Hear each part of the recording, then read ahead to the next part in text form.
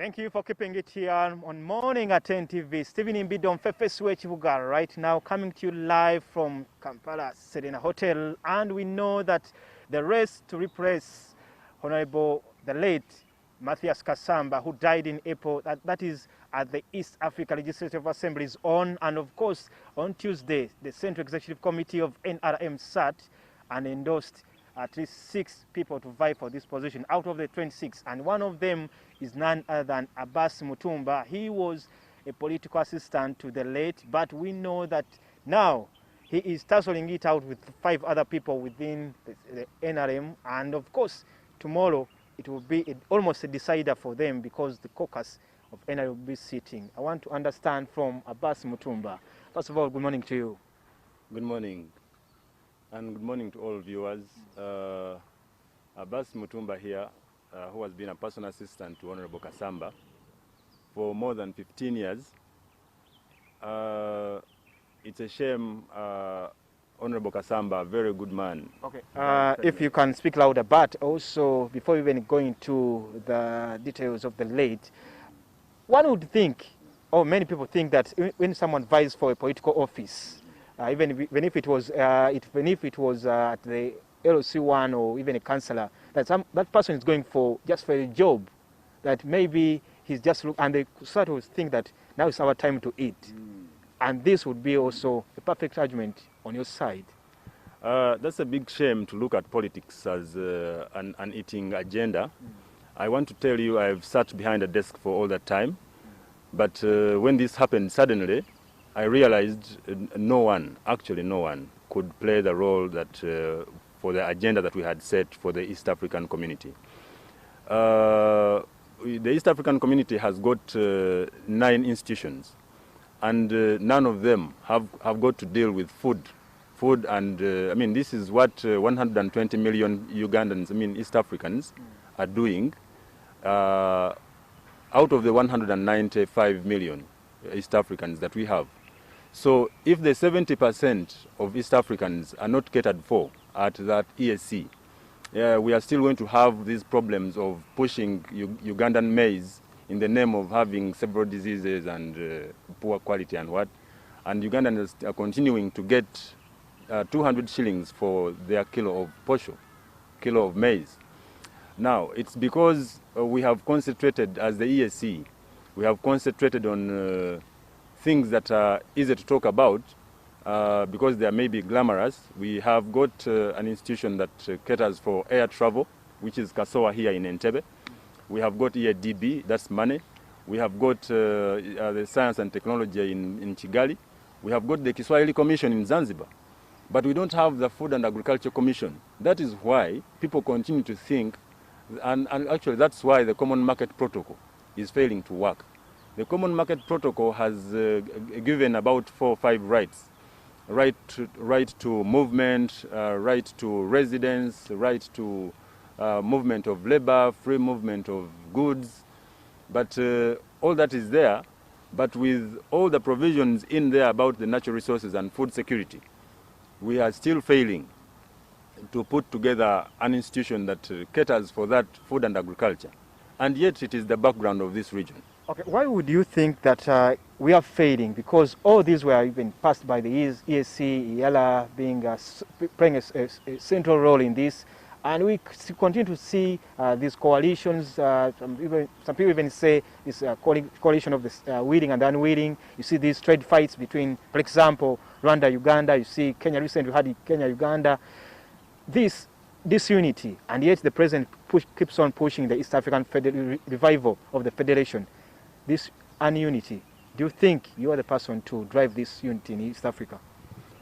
I will not promise to just do this in just 1 year that is left.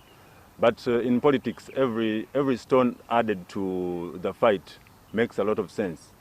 I can tell you that all these little fights and mistrust that is ongoing is because the treaty that put together this East African community, the treaty is the constitution, dear viewers. It was built around consensus. So everyone must believe in what you're thinking. If Uganda is believing that we need a national ID, and Rwanda says that. That's why we have a national ID for the entire East Africa.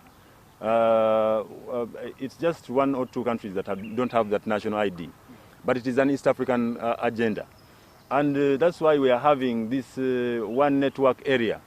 When you call in Kenya, it is cheap.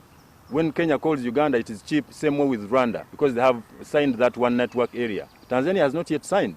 Every country remains independent of that constitution. So this is a consensus. It is still a meeting and ongoing in a slow way. I think, personally, it is because of the history. This East African community is as old as born in 1917, when it started with Kenya and Uganda, which was called the East African Common Customs Union. Now, when it had problems somewhere midway in the 60s, 70s, suspicion was, brewed more.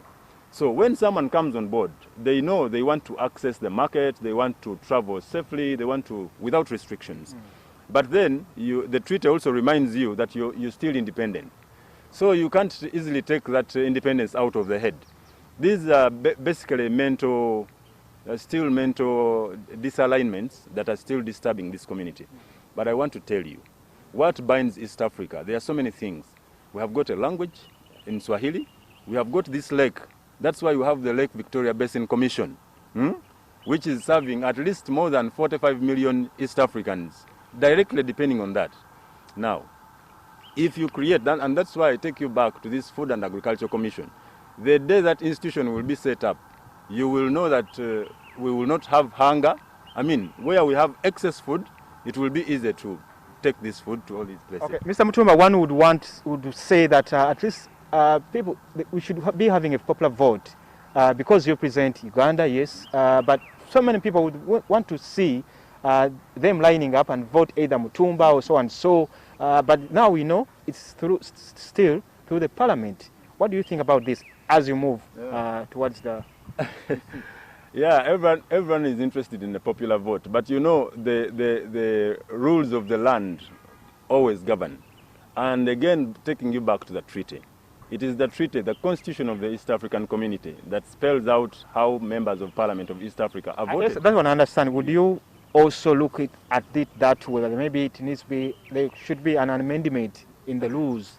That is really a difficult one, because by the time they thought about it, but it is still, the public is still given a chance. Because if the public was not given a chance, it would be like the Pan-African Parliament, where the Pan-African Parliament, they actually vote or choose from within Parliament, yes, members of Parliament.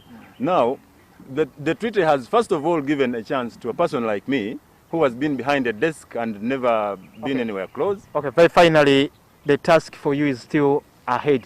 That is tomorrow. You are tussling it with big names and those who have been at least active within the party. What's the game plan? Finally, I am promising this party some fresh air. We have got enough of the hot air that is peddling almost empty promises. I don't think myself, I just need a small platform to show what I can do. And I don't believe that one needs to have a position or 2 or 3 to add another one so that he can prove himself to serve his country. I just need this platform so that I can show what I do. I have known a lot. I have known so much. 15 years is not a short time under the same guidance. And I have been in Parliament here as a staffer. And I've been at Arusha. I've been in the East African Assembly as a staffer, and I know what's going on there. I have been at the NRM Secretariat in the Director's Office for Mobilization. I know what Ugandans are clamoring for, and this is exactly these are the answers I'm bringing on board.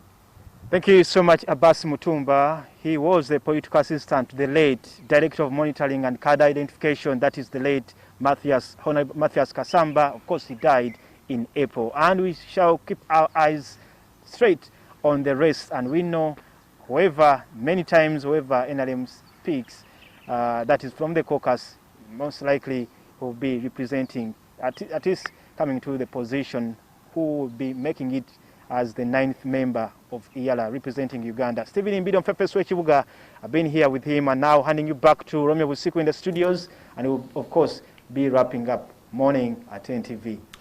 Well, thank you very much, my brother Stephen Mbide. That largely brings us to the end of Morning at NTV. Our last message to the government is to focus on the welfare of the people within this country who are grappling under this COVID-19 pandemic. If people are in their homes with the food that they need and the basic requirements, they won't have any reason to leave that humble abode to go out onto the streets where they'll be spreading the COVID-19 disease. So welfare should be a